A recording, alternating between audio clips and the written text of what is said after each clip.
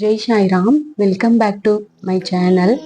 கோவில் வழிபாட்டு ரகசியத்தை பற்றி தான் இந்த வீடியோவில் நான் உங்ககிட்ட ஷேர் பண்ண போகிறேன். கடவுள் தூணிலும் இருப்பார் துரும்பிலும் இருப்பார் தானே, பின் ஏன் கோவிலுக்கு செல்ல வேண்டும்? வீட்டிலேயே கடவுள் படம் உள்ளதே, வீட்டிலேயே கடவுளை வணங்கலாமே அப்படின்னு பலர் நினைப்பதுண்டு. அவர்களுக்கான பதிவு தான் இது. முன்னோர்கள் ஏன் கோவில் வழிபாட்டு முறையை மேற்கொண்டு வந்தாங்க அப்படின்றத பத்தி இதுல ஷேர் பண்றேன். சூரிய ஒளி என்பது இந்த பூமி முழுவதும் இருக்கும். ஆனால் அதே சூரிய ஒளி லென்ஸ் கீழ் குவியும் போது அபரிமிதமான ஆற்றலை கொடுக்கும். அப்போ பசுவுக்கு உடல் முழுவதும் ரத்தம் இருந்தாலும் தான் கன்றுக்கு கொடுக்க மடியில் மட்டுமே பால் சுரக்கும் இல்லையா?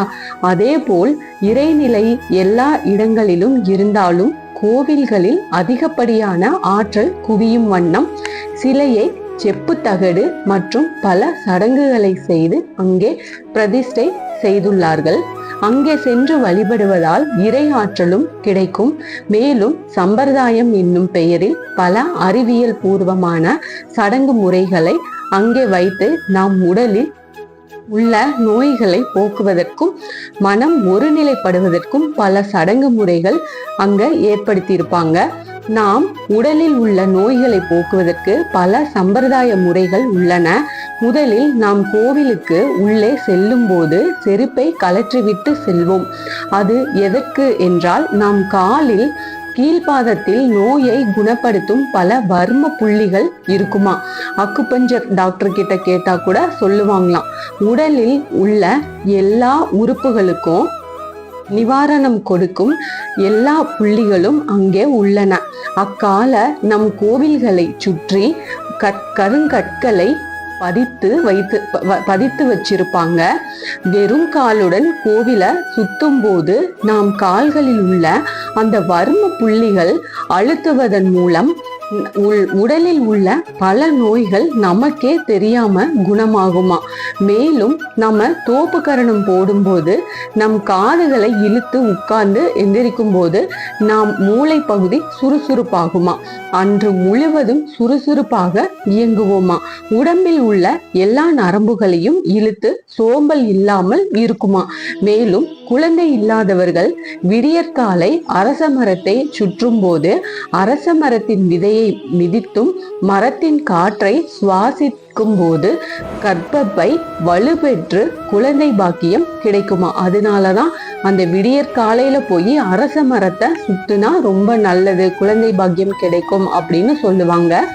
துளசி இலை போட்ட தீர்த்தத்தை குடிக்கும் போது வயிறு சம்பந்தப்பட்ட பிரச்சனைகள் எல்லாமே சரியாகுமா. வஜ்ராசனம் என்னும் முட்டி போட்டு கும்பிடுவதால் வயிற்று கழிவுகள் சீராக வெளியேறுமா. இறைவனை வழிபட மனதை ஒருநிலைப்படுத்த வேண்டும். மன ஒருநிலை என்பது நாம் உடலில் உள்ள பஞ்சேந்திரியங்கள் என்னும் கண், காது, மூக்கு, வாய், தோல் இவை அனைத்தும் ஒருநிலைப்படுத்தி கடவுளை வழிபாடு செய்ய வேண்டும். மன ஒருநிலைப்படுத்த கோவில் ஒரு சடங்கு செய்வார்கள். இந்த கோவில்ல அதுக்குன்னு ஒரு சடங்கு செய்வாங்களாம். அதாவது திரையை விலக்கி கடவுளை காண்பிக்கும் போது நாம் கண்ணின் கவனம் சிதறாமல் இறைவனை காண வேண்டி தீபாராதனை காட்டுவார்கள். காதின் கவனம் சிதறாமல் இருக்க மணி அடிப்பார்கள். மூக்கின் கவனம் சிதறாமல் இருக்க ஊதுபத்தி வாசனையும், வாய்க்கு பிரசாதமும், தோலுக்கு எல்லா உடலிலும் படும்படி தீர்த்தம் தெளிப்பார்கள். இப்படி நாம் ஐம்புலன்களையும் ஒரே செயலில் மனதை ஒருநிலைப்படுத்தி கவனம் சிதறாமல் இறைவனை வேண்ட வேண்டி அந்த சடங்கை செய்வார்கள். ஆனால் வீட்டில் கடவுளை கும்பிடும் போது ஐம்புலன்களில் ஏதாவது ஒன்று கவனம் சிதறிவிடும். மனம் ஒருநிலைப்படாது. நோய்கள் குணமாகவும் மனதை ஒருநிலைப்படுத்தி இறைவனை வழிபடவும் தான் முன்னோர்கள் கோவில் வழிபாட்டை வற்புறுத்தி வந்திருக்காங்க. இதனால நாம வாரத்துல 2 நாட்களாவது, ஒரு முறையாவது, 2 நாட்கள் இல்லாட்டியும் ஒரு முறையாவது நாம பக்கத்துல ஏதாச்சும் கோயில் இருந்தா கண்டிப்பா கோயிலுக்கு போய் வழிபாடு செஞ்சுட்டு வாங்க.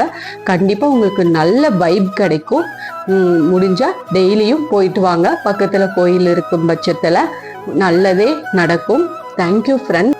தொடர்ந்து என்னோட சேனலுக்கு சப்போர்ட் பண்ணுங்க, லைக் பண்ணுங்க, ஷேர் பண்ணுங்க, கமெண்ட் பண்ணுங்க. இது போன்ற ஆன்மீக தகவல் நிறைய நான் உங்ககிட்ட ஷேர் பண்ணிக்கிறேன். எனக்கு தெரிஞ்ச எல்லா தகவல்களையும் உங்ககிட்ட ஷேர் பண்ணலான் இருக்கிறேன். மறக்காம சப்ஸ்கிரைப் பண்ணுங்க, பெல் ஐக்கானை கிளிக் பண்ணுங்க. Thank you friends. மீண்டும் அடுத்த பதிவில் சந்திப்போம்.